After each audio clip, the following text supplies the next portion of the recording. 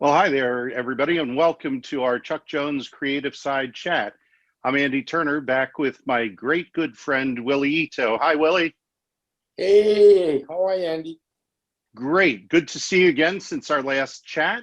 Thank you. And glad you were willing to do this again on a special day for you. We're going to talk about an award in a minute and some really, really spectacular new artwork that you're going to reveal for us a little bit later on in our chat. But for those of us who know about the Chuck Jones Center, big hello to my good friends in Chicagoland, where they're still keeping up programming, and of course the home base in California, along with everybody else who's joining us today.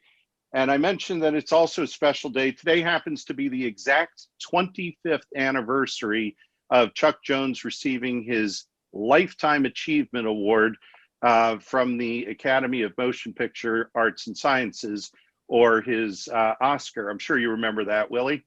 Oh, yeah.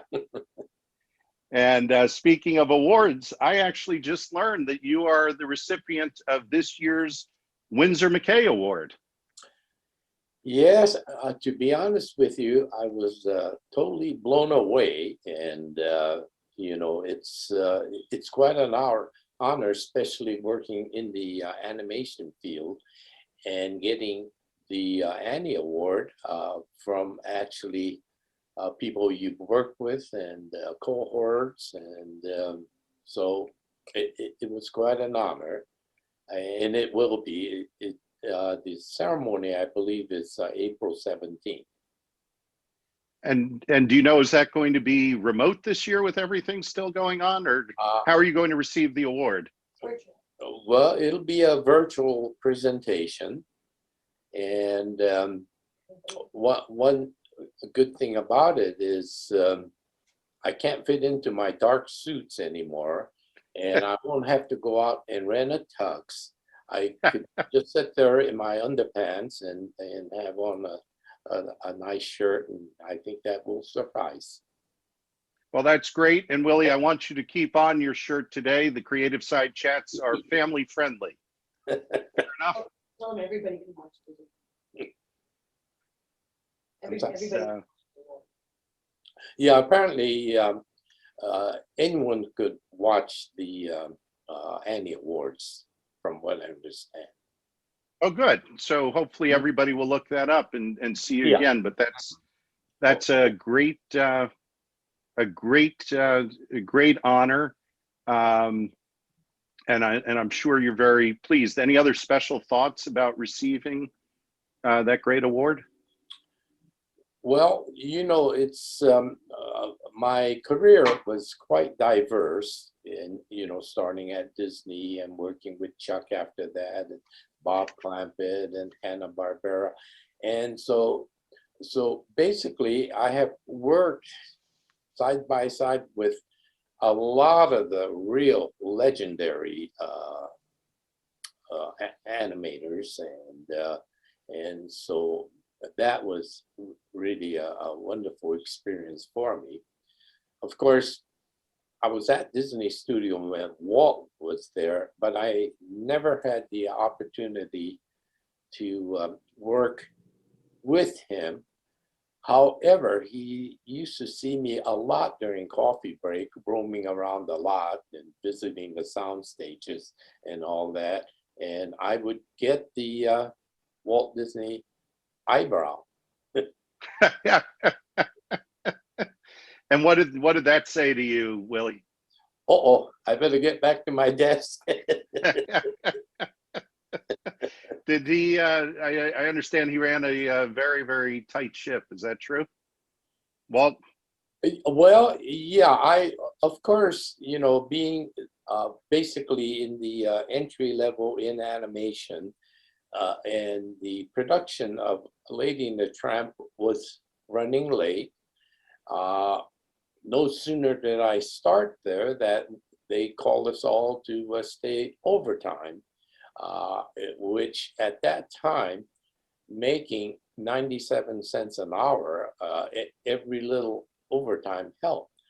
Consequently, it sort of interrupted my schooling because I was taking night classes at Chenard's, and that's where I first, saw Chuck and Abe Levital, and but they were pointed out to me by one of my classmates, and so I thought, oh my gosh, there's the famous Charles M. Jones, super genius,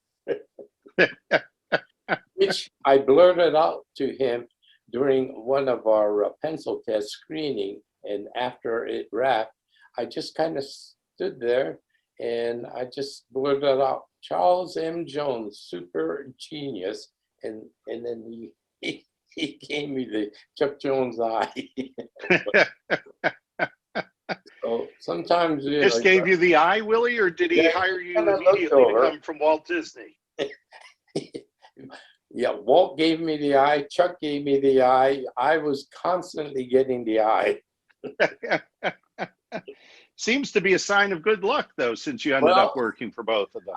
I'm certainly hoping so, yeah. And then, of course, one of the instances was, every time a unit completes a cartoon, they screen it for the entire studio. And of course, with Chuck's cartoon, I've seen it from Mike Maltese's storyboards to being, involved with the animation and all the pencil tests and all. And so, I pretty much saw the whole completed thing, not in its finished form, but I know the story and everything. Right. But then they would call us into the projection room because one of Frizz's cartoon was being premiered to the staff, and it was all new to me, and I would just literally crack up, and then I kind of look over, and there was Chuck giving me the eye again. So when he gave you the eye, he didn't like you laughing at Frizz's work? Or Well, what was it like in these units, Willie? Oh, they were great. I think the camaraderie that we all experienced in our units, we all worked together, and Chuck would be very social, and we would all go out to lunch, and so, and then he would have cocktail parties and some social gatherings and all. So so Chuck's unit, I found very comfortable and with all my cohorts. But I'm assuming that Frizz did the same with his unit, and Bob McKimson at that time also, But When you were in the units, Willie, were they kind of isolated or pods unto themselves? Or did you have a lot of interaction at the studio? Well, actually, all of the 3 units, we had our own wing with individual offices. Each office held 2 people, the animator and their assistant. And then Chuck had an office, Mike Maltese had an office, and of course Maurice Novo and Phil DeGard, layout and background, they all had their office. But that was like one wing. So you could walk over to the other side of the studio, and same thing, Frizz's unit was one wing. Then upstairs was Bob McKimson, and he had his own wing. And so, working fairly close-knit with each of your cohorts in your unit, you become very close and friendly and all that. And some of the guys that I really admired, of course, people like Maurice Noble, but Abe Levital was one, I would say he was one of Chuck's real admirer, and his drawings, his animation was absolutely superb. And like I mentioned before, in the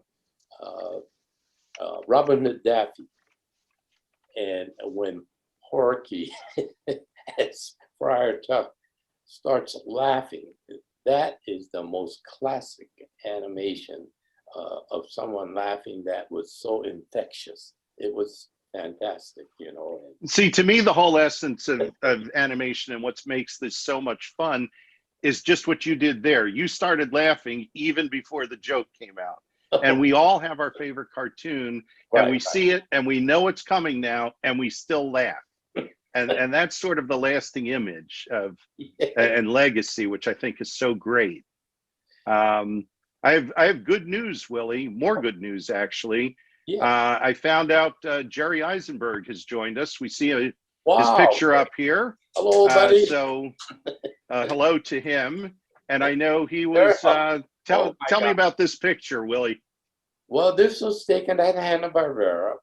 And when we were in production with the Magilla Gorilla show, the network wanted it documented. So they shot a documentary. So here we are, all three of us, Dick Pickenbach, Jerry Eisenberg in the center, and yours truly. We're all in makeup. That's the reason why we look semi-okay. and knowing that they were going to shoot the documentary, I even went out and got a haircut. And Jerry ran out and lost 15 pounds. That's great. And that shot was at Hanna-Barbera? Yeah, that was at Hanna-Barbera. And then when the Magilla Gorilla show was going to premiere, they ran the documentary a couple of nights prior to. And then, of course, Magilla Gorilla turned out to be another one of Hanna-Barbera's hits. So I know we just jumped, but that picture was great. I had to comment on that right away. But you started at Walt Disney, right? That was my start of my career. And Lady and the Tramp, if I remember right. Lady and the Tramp. My first assignment was I was mentored by Iwo Takamoto, and he was responsible actually in getting me hired at Disney. And so on day one, you know, I got my very first assignment, and it was this cute little Cocker Spaniel dog, and I was kind of wondering, you know, what film is this, you know, because Disney was always making fairy tales, Cinderella and Alice in Wonderland, and so on and so forth. I never heard of Lady and the Tramp. And so I was assigned to the iconic spaghetti kissing scene of all things, not knowing, you know, how famous and iconic that scene was going to be, you know, in the future. And of course, today, you mention Lady and the Tramp, and everyone said, "Oh, the spaghetti," and also, yeah. So that was a good introduction to the art of animation, and then having someone like Iwo Takamoto mentor me, and then we parted company because I came over to Termite Terrace, and then spent the following 6 years with Warner Brothers, and then a year with Bob Clampett.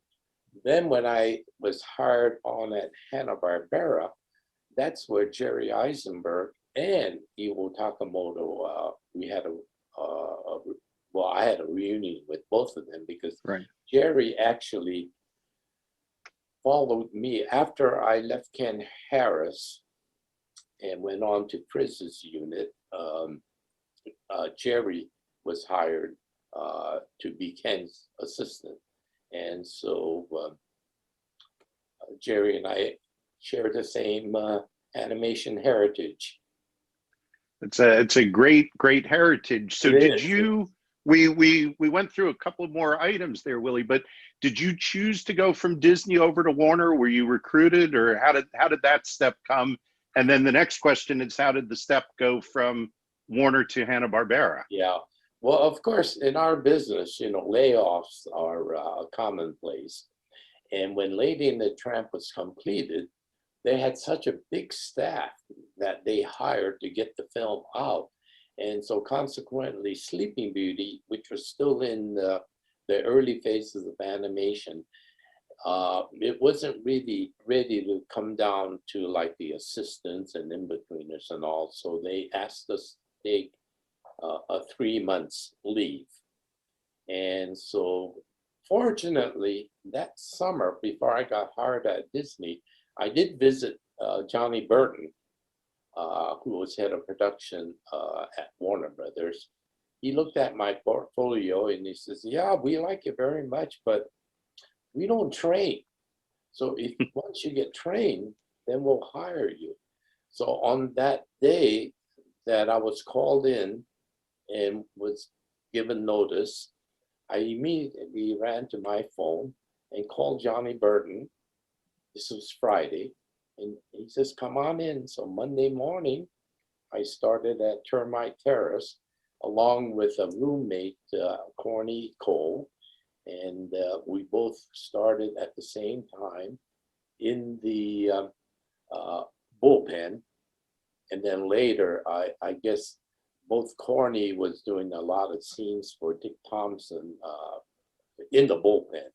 And I was doing a lot of work for Ken Harris. Now, Ken had an assistant, Alec Ignacio, who had given notice that he was going to move on to a TV studio. And so he knew there was going to be an opening for an assistant animator. And so I was invited to join the Chuck Jones unit and became Ken's assistant. And when I was ready to leave, Jerry, you know, he was there, right place, right time, and he's such a talent that you know, Chuck just had to grab him and get him into his unit too. Now, so it looks like Chuck was very active in recruiting folks that he wanted. Is that fair? Yeah.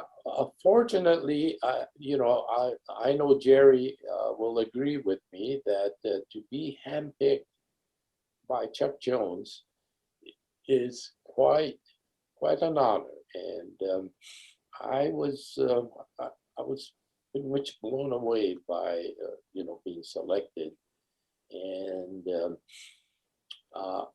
Chuck gave both Jerry and I a lot of different opportunities, you know, design characters or do storyboards or do layouts and whatever, you know. So Willie, when did you go from Chuck's unit to the Bob Clampett unit? Okay, there was a step in between. Hawley Pratt, who was Friz Freeling's layout man, was being groomed to become a director. And so Friz was looking for a layout man that could replace Hawley.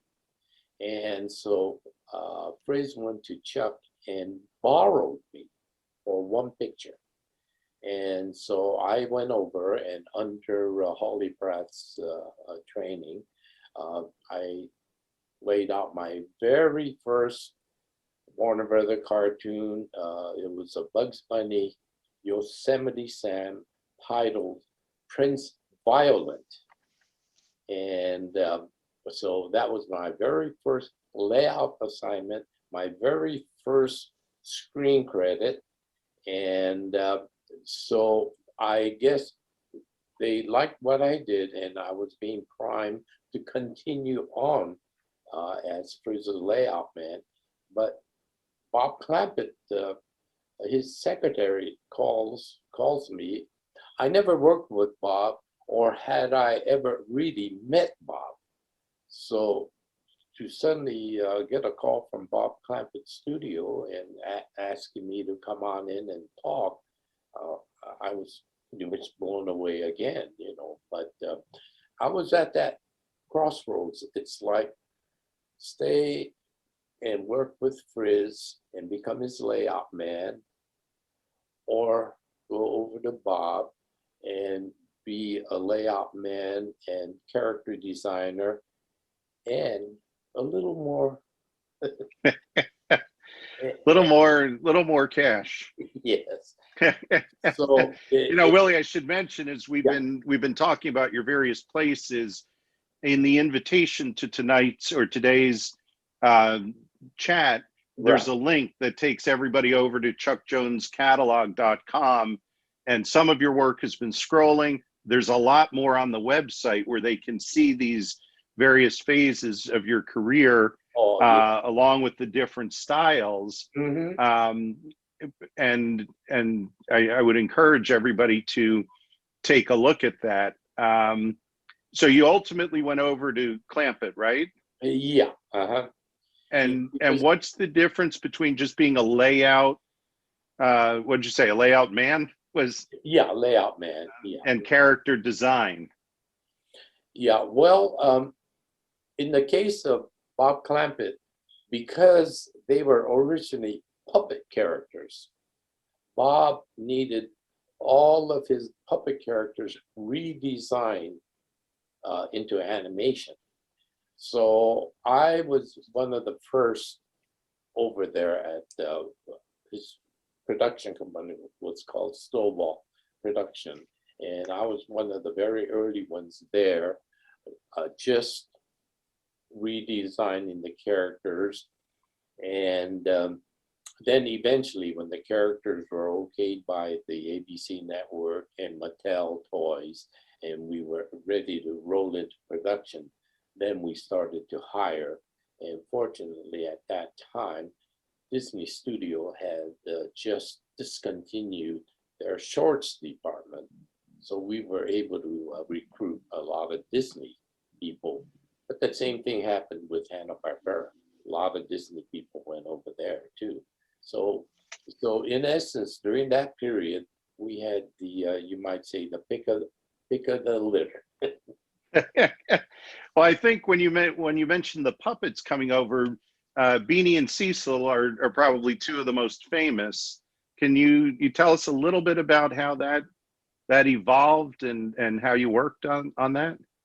Yeah, well, it was kind of fun experience, only because Bob sat at a desk, and behind him was this big picture window.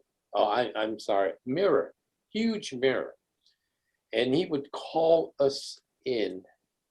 The Art Scott, the director, and the story guys, and some of the head animators, and we would sit in a couch in front of Bob's desk, and he'd be looking out at us, and then he'd be talking about the characters. Then he'd reach into his drawer, and Art would lean over and say, "Here comes a dirty sock." And sure enough, he'll pull out Cecil.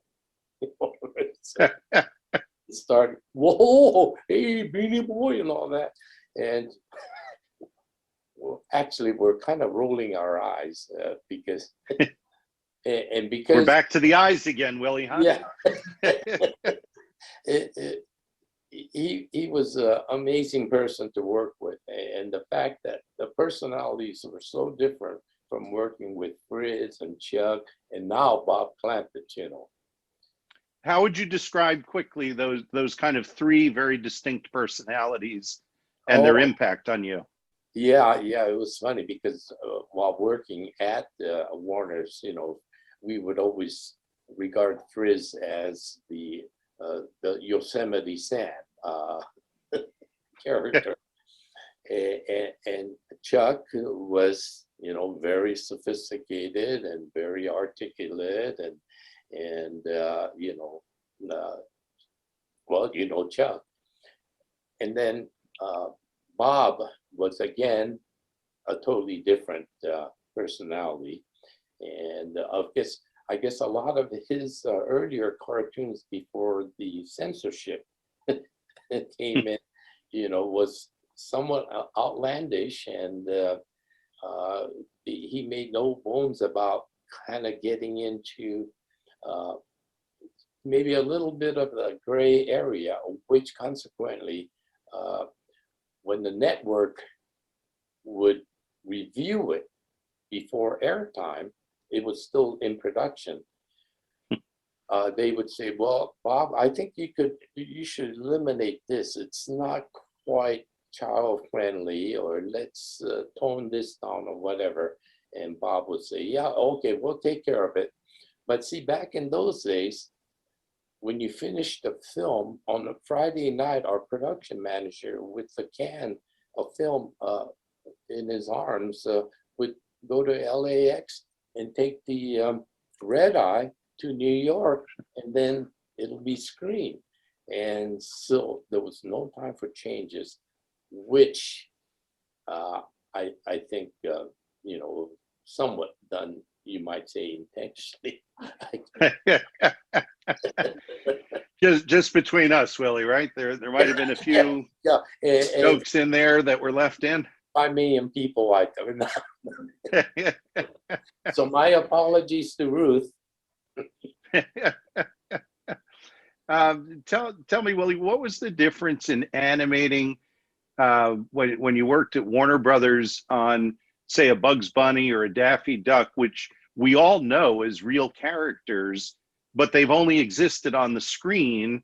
Right. And then when you try to animate something like Beany and Cecil, which came from puppets in the real world, even though they weren't people, there must be a distinction between something that you see and touch live in person and a character that really has grown and lived on the screen. Oh yeah, right.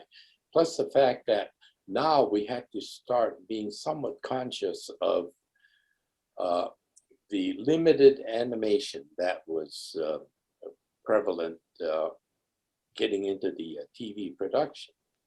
And of course, UPA, they kind of started that trend, but they used to call it stylized animation. And then the graphics were very designy, very much like a lot of the commercials that were being done at that time. So the designs of the character was to be very flat.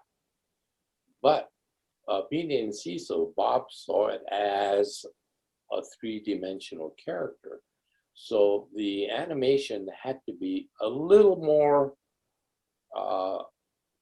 like a Warner Brothers and whatever, but again, budgets and the time restraints really limited that, But then, of course, going on to Hanna-Barbera and having that Saturday morning limited animation developed to a point where it became a trend throughout the industry. And so it was a transitional period for all of us.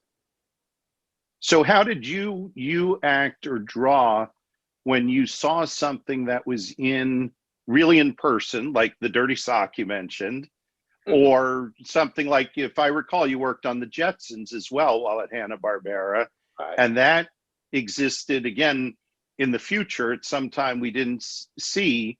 So how do you come to draw and develop these characters? Well, I guess one of the things when you get into the animation business is you have to kind of learn to be somewhat versatile. And with the aid of model sheets that's assigned to all of us to follow, we try to get a certain amount of consistency. But even with us, we're trained. And so if you sit down in front of a movie screen and watch a movie, you can pretty much tell what animator went to this point, and then it was picked up by another animator, and even to the cleanup part, the assistant part, we could pretty much spot who did what, and so it's one of those things for us. We have an educated eye to see these things, but because of the fact that the production was really became one of those things you just could labor over something and get precious with it. You had to get it out and try to meet whatever schedules. And so it was a little relentless from my Warner Brother days and from Bob Clampett segueing over to Hanna-Barbera. So, and how did that go? Did you adapted pretty quickly, or you had to? And yeah, we adapt pretty good, you know, and you could bounce from studio to studio and practically overnight pick up how they would do it, you know, and you know, you pretty much keep your eyes and ears open and just make sure that you blend in without too much, you know. Yeah. was there ever any friction or not blending in with folks not liking each other? And what happened if that occurred? Well, you know, like in all creative endeavors, there's always some sort of, you might say, a little bit of a conflict, or you would have some very highly egotistical artists that just not want to have their artwork changed or corrected. And so it's almost like, oh God, well, I guess we'll just have to satisfy his ego and just kind of go with it, you know. But it makes it for a very uncomfortable situation. And you know, when you got the lead guys that head of a department and some guy comes in and he's just angry and don't want to make these changes. You know, even though you're working in a happy industry, not every day could be happy. That's why I wondered. I mean, all of us who watch animation, it's nothing but happy and fantasy and giggles, and I'm sure in many senses it was fun to work on that. Yeah. But there's also behind the scenes that we don't see. Right. Yeah. So that's one of the reasons why I was so happy being part of Chuck's unit, because it was a fun group. And then, of course, you know, cartoonists, they like to let off steam. So in between their drawings, they would make drawings of you and, you know, whatever gag cartoons that, you know, the situation comes up. And so that would also, you know, add to the lightness of the work. And then, of course, if you hang these things on the wall, guys like Edward Salzer walk around the studio and then see all these gag cartoons, and right away he would think that's all being done on precious company time and company dollars. but ultimately making a lot of dollars for the company. I would think, Willie. I was noticing, we talked a little bit before. You now, this is pretty cool. You have two sections on ChuckJonesCatalog.com. One section in Scooby-Doo, and then Beany and Cecil, we were talking about, and then your very own Willie Ito section, which I think is great. What are the differences that you see when you do a drawing, say, that's just in pencil versus the full color animation? Do they speak differently to you, Willie? Well, yeah. Well, see, like myself, you know, my whole, excuse me, whole career, you know, working was pencil and paper. And unlike someone like Maurice Noble or Bill DeGard, they worked in color and designs and all. You know, I was pretty much a black and white pencil person. And so in retirement, I'm doing a lot of my commissions in full color. And I'm really, well, I kind of you might say, rediscovered something that I used to do when I was still a student, and I'm enjoying it very much. Well, that's great. How did you come up? I noticed a lot of your work that's in color has what I would call maybe more of a pastel tone. It is. Is that intentional? And how did you settle on that? Yeah, for one thing, it's fast. But Willie, it's also good. Oh, I mean, these are just some bright, fun images that come up. I mean, look at that. You have to laugh. You have to love that and smile with the characters. Who do we have? What does that mean to you? The big shot that's on the screen now. Yeah, well, that's of course Beany and Cecil, and that's baby Ruth. She was born, Bob's daughter, while we were in production, and so Bob made her, baby Ruthie, one of the characters in the series.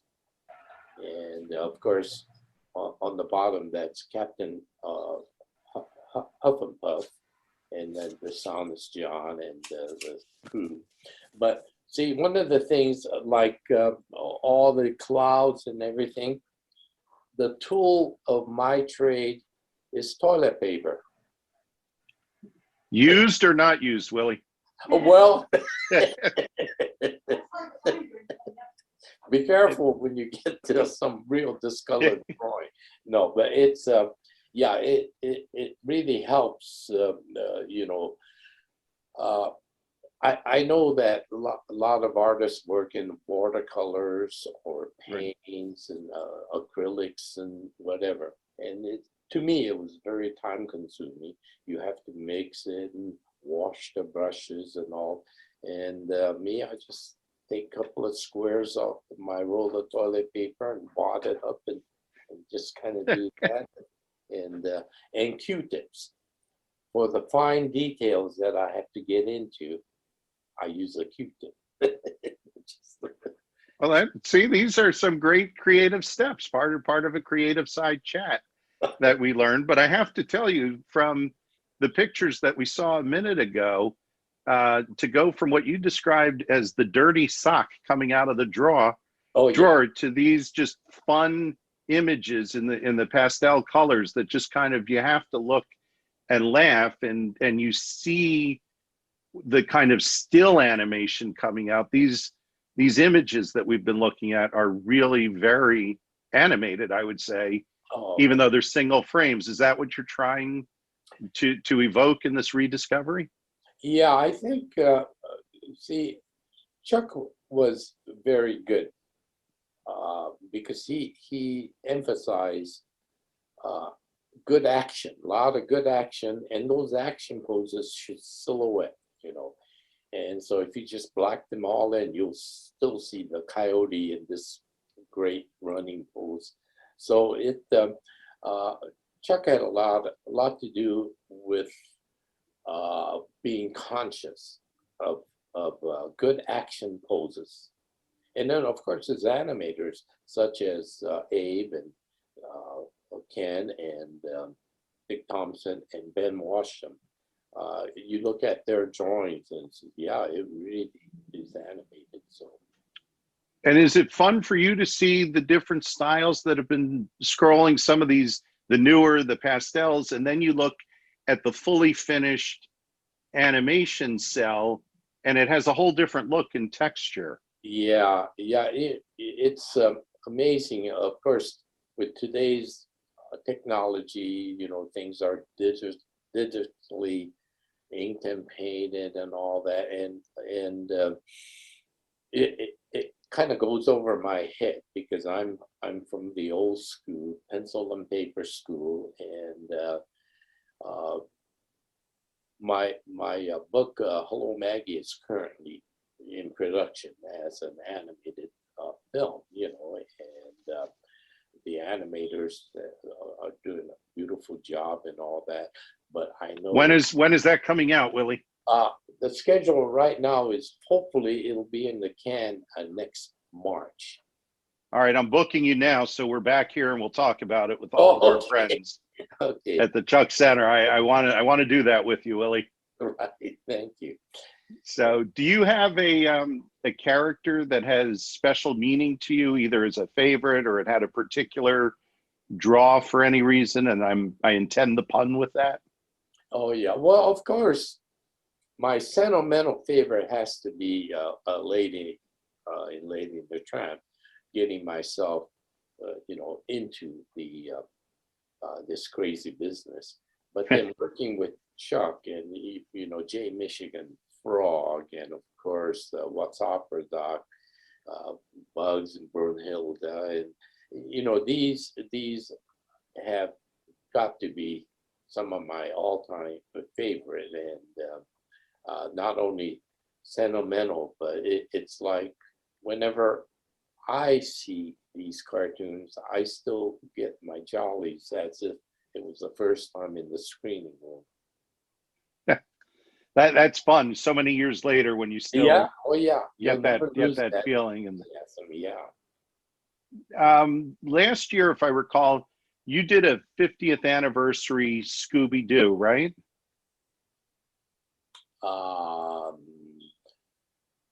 Did I? Well, the last year was the 50th anniversary. Was it And 50 you, already? Yeah. oh, I here we signed. go. Yeah. Yeah. Jerry and I signed the series. Correct. Yeah. There we go. And that was, and did that bring back that image a special? Did that have special meaning for the 50th for you to sign? Yeah. It's always fun and very nostalgic to see some of the early shows that you were, connected with one way or the other, and of course, I still hold a very soft spot for Hanna-Barbera Studios, and that was quite an experience because after I left Bob Clampett's, Hanna-Barbera was now one of the very big growing studios, and they invited me to join. Thanks to Jerry Eisenberg, I went over and started work on the Jetsons.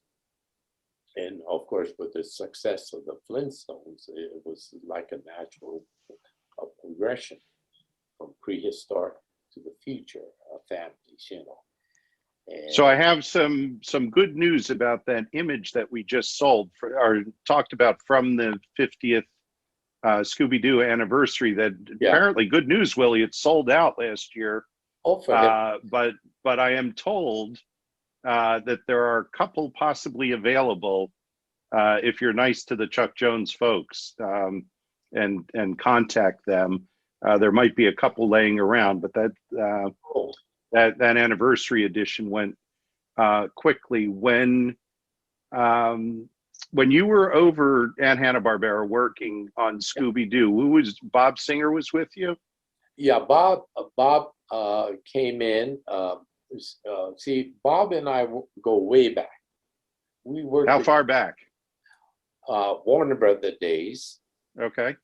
And there was a period where Dr. Frank Baxter did a whole series of science films, which was assigned to different studios. UPA did one, and of course, Warner Brother was one of them. And Chuck Jones was the animation director on that series. So Chuck took three of us, Bob Singer, myself, and a fellow named Lou Scheimer, who later became the head of Filmation Films. We were put into a separate office away from the cartoon division to work on character development, storyboards, and the whole science series. And this was real good for me because Chuck, knowing that I wanted to branch out into like layout and character design, having that opportunity to work on that science series was real good. And that's where Bob and I, we worked together, and we became social friends. And so I've known Bob way back. So I guess basically, you know, Jerry Eisenberg and Bob Singer are two of my oldest cohorts in this business. Pretty good cohorts to have, Willie. Yeah. And So on how just what was a little bit of the background on Scooby-Doo? well, I know like all Hanna-Barbera shows, it you know, we have to go into development stages and all, but from what I understand, Joe Ruby and Kenny Spears and Silverman, Freddie Silverman, they I guess sort of got the Scooby-Doo series kicked off and developed and all that. And then of course Iwo Takamoto designed the main characters. But you know, it was during the presentation stages, we all kind of jumped in on it, you know. So Jerry and Bob Singer and you know, whoever else that worked on that phase of it, and we all sort of pitched in. But once the show went into production, I think, if I'm not mistaken, Bob sort of oversaw the initial character development and all that, you know. And but so that's basically, as I remember. Willie, we're looking at some of these pictures, and I'm just Yeah. continually fascinated how you have the drawing, the pencil, and obviously you can tell who the characters are, and then you look at your current images with that pastel look, and they become so vibrant, and then you also see the cell, which has a different texture but conveys a different feeling here, like this final cell. What do they say to you? What do you like? Well, myself, I kind of, well, see, in animation, everything is very vibrant. And, you know, when it's projected, it's on TV screen or on the big screen in the theaters, you know, it's very vibrant and all. But I kind of like the more softened down pastel look that I kind of work with.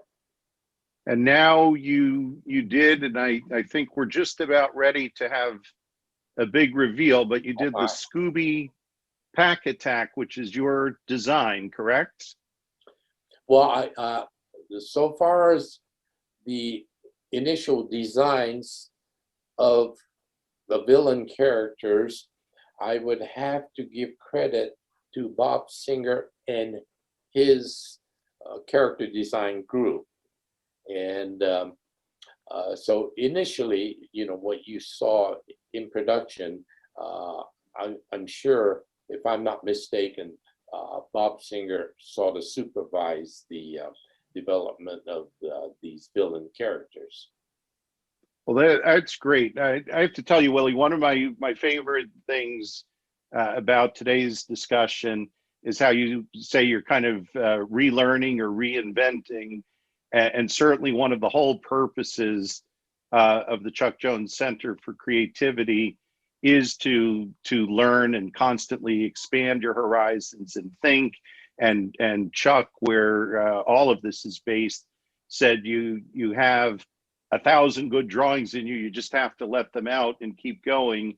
And how life was really a continuous process of learning. And I can't tell you how good it makes me feel when I hear you, with all of your success, how well known you are, and you still say, I'm still learning. And the work that you're producing, in my opinion, would be much more than learning, but something that makes us all feel good. And before I embarrass you more, if you're ready, I think we'd like to do the world premiere of your latest work, the Scooby Pack Attack. Are you ready for that, Willie? Okie dokie. Can we show everybody? Let's take a look. There's a villain, and here we go. The brand new. Here it is. Where are you? We got some work to do now. Now, Willie, look at that. That has everything pretty much that we've been talking about. Kind of the finished cell look in the middle. That's very fine, very well lined, right? A full color. Mm-hmm. And then we've got the new Willie Ito, the pastel looking villains that you were just talking about. Tell me about this piece.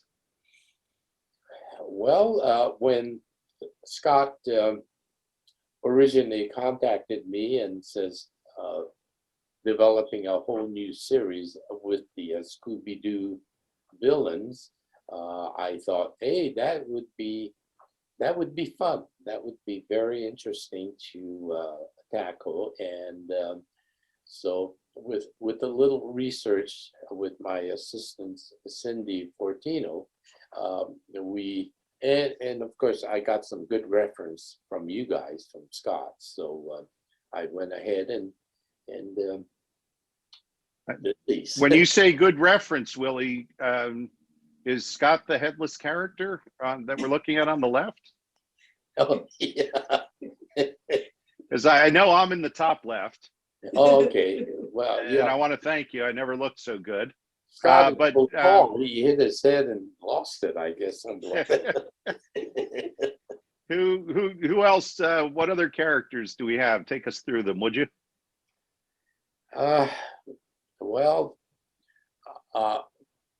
I'm sort of embarrassed to say that when we used to work on these shows, all the different shows that used to come through Hanna-Barbera, we only remember, well, myself anyway, the particular episode that you're working on, and then you finish it, you turn it in, and then you go on to the next episode, and you totally forget what you did on the previous one.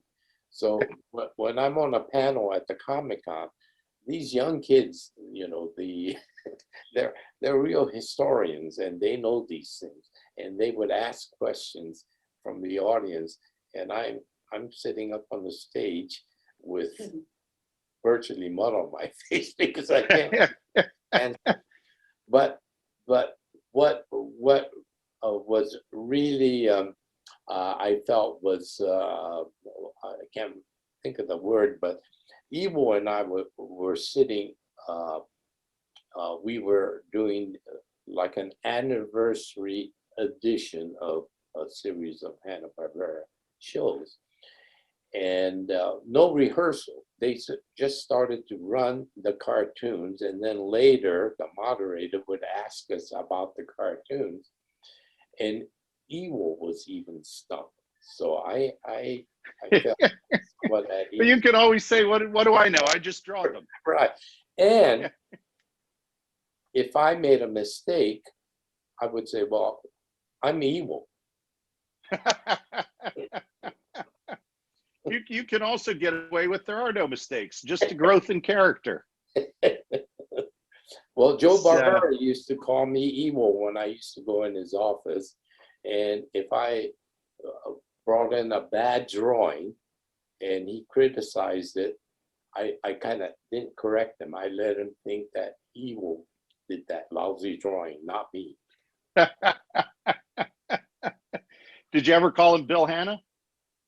Well, yeah, you know, Bill was such a nice guy, and of course he worked in the production end of this shows. But when we were starting to run late and not getting these shows out on schedule, Bill Hanna would always find ways to get us to put in extra time at nights to maybe do an extra picture or extra show or something. So consequently, you know, I spent a lot of my Hanna-Barbera years working late at the studio, and I would come home and I'd see 3 boys, all grown up, and I said, "Who are these guys?" If that's Joe, we've got a problem, Willie. Yeah, right. Yeah. And if it's for me, I'm not available. Oh, okay. Oh, yeah. Willie, speaking of keeping on schedule, I know our time is limited, but I wanted to mention your work is not done apparently with the premiere of the Scooby Pack Attack. I understand from our good friends that this will be able to be viewed on the chuckjonescatalog.com website, but for people that have their consultant's number ready to dial now, that on the first 10 orders, there's going to be a special dedication card with a character. So that's good news. And then there we go. And it will be dedicated just like that from the gallery with your name signed. This one is from the April 2020 50th anniversary edition, but it's going to be updated for 2021 in the new Scooby Pack Attack, which is good. So those are only 10. So, and those I know will go very quickly. And then there are going to be some artist proofs. And this is fantastic as I understand it. There's going to be a color hand-drawn character in the lower right corner where the green hide is now and flipping with a Scooby. And I understand whoever buys the APs will get to pick the villain that you're going to draw. And I also understand, Willie, in this context, villains can include mothers-in-law, fathers-in-law, and ex-spouses or partners. Is that correct? Is that right? And I also learned today from the toilet paper, you will throw in a free section of toilet paper on those artist proofs, not used. Exactly. Just the pastel smudges. Just the pastel smudges. But this is, I think actually this is a lot of fun and a great way to make something that's really outstanding even more personal with the character of the buyer's or the collector's choice that would go in there. Mm-hmm. And I just saw that shot, Willie, of you drawing. There we are. Where is that? Your own animation desk? Yeah, that's my studio in the back. Yeah. Oh, perfect. And looks like you have some fun things around. What just kind of a last couple of thought. What animates you when you're working? Because I see the serious face there and the smile on the one before. What gives you a lot of fun when you're drawing? Well, one of the things that gives me a lot of fun is behind me is a 70-inch TV that is on constantly while I'm in there working. So for somebody who said he's old school, you got a couple of good modern things going on there, Willie. Oh yeah, didn't even think about TV screens of that nature when we were doing the Jetsons. True fun. So anyway, I think, did you have fun drawing this latest piece? Yeah, it's always fun, going back and drawing a bunch. And of course, in the back, you could see my portfolio. I have a bunch of Scooby-Doo art that I think your gallery is also selling, but I'm always adding to it because sometimes as I get requests or commissions, if it's something that I could add to my portfolio, I do, and I do get a lot of requests for Chuck's cartoons, and of course a lot of millennials and baby boomers and whatever that would request the classic Hanna-Barbera characters. So You know, in many ways, Willie, the classics are new again, and when you Yeah. see these pieces, you just have to laugh, and they bring a big smile to your face again and again, and right on down to generations and those. Yeah. They were made with fun, and I think they're still fun. And I look behind you, and that looks like a lot of fun art as well. Oh, So I want to encourage everybody to pick up a little piece of fun from Willie, especially those first 10 orders that I know will go very quickly. And when you speak with your consultant, the new Scooby Pack Attack is going to have a pre-publication price while supplies last, or until April 11th. And who knows if we even get to April 11 with stock and inventory, because this new piece has sort of the best of all worlds between the finished animation look, the new pastel look, and the character of your choice in the lower right. But as you said, Willie, too, you're always adding to your portfolio and pieces, and I would really encourage everyone to take a look at chuckjonescatalog.com and look in your section, because there are pieces that are just, they'll bring joy to you, whatever your favorite character is, and whatever color or style that you like. Well, Willie, just like last time, this period is really, this chat has gone by so quickly. I can't tell you how much fun I have talking with you and looking at your work. I hope you had fun today, as well as drawing too. You get the last word. Go ahead. Yeah, well, again, thanks for tuning in, you guys. And I really appreciate having been in this particular industry. And I think well, actually, I retired around 50 years in the industry. And I thought I was going to hang up my pencil and donate all my drawing pads to Goodwill, but here I am. I'm still at it. You're doing a lot of goodwill with us, Willie. So Yeah. keep it up, and let's good. agree to do this again. Thank you so much. Thank you again, Thank you. everyone. Thank you.